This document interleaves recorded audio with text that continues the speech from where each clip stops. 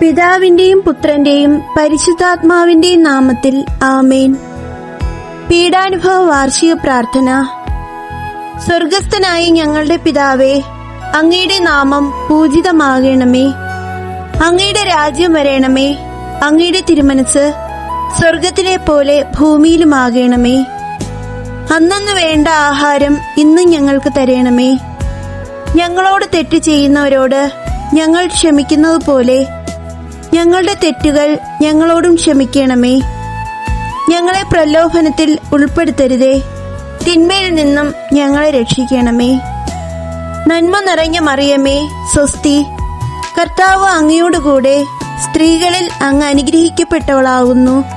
അങ്ങയുടെ ഉദരത്തിൻ ഫലമായ ഈശോ അനുഗ്രഹിക്കപ്പെട്ടവനാകുന്നു. പരിശുദ്ധ മറിയമേ, തമ്പുരാന്റെ അമ്മേ, പാപികളായ ഞങ്ങൾക്ക് വേണ്ടി ഇപ്പോഴും ഞങ്ങളുടെ മരണസമയത്തും തമ്പുരാനോട് അപേക്ഷിക്കണമേ. പിതാവിനും പുത്രനും പരിശുദ്ധാത്മാവിനും സ്തുതി, ആദിയിലെ പോലെ ഇപ്പോഴും എപ്പോഴും എന്നേക്കും ആമേൻ.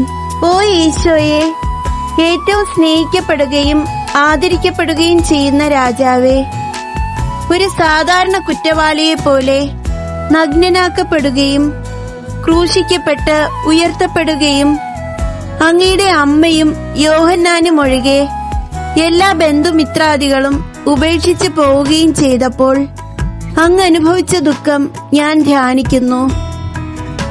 അമ്മ അങ്ങയുടെ പീഡാനുഭവത്തിൽ അങ്ങയോട് ചേർന്ന് നിൽക്കുകയും അവളെ അങ്ങയുടെ വിശ്വസ്തനായ അപ്പോസ്തലന്, സ്ത്രീയെ, ഇതാ നിന്റെ മകൻ എന്നും, യോഹന്നാനോട്, മകനെ, ഇതാ നിന്റെ അമ്മ എന്നും അരുൾ ചെയ്ത് ഏൽപ്പിച്ചു കൊടുക്കുകയും ചെയ്തുവല്ലോ.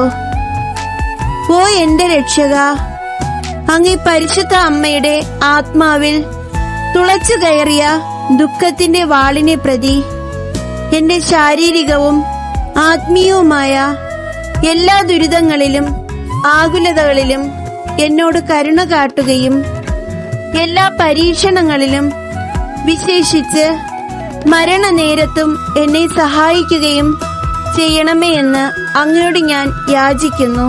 ആമേൻ.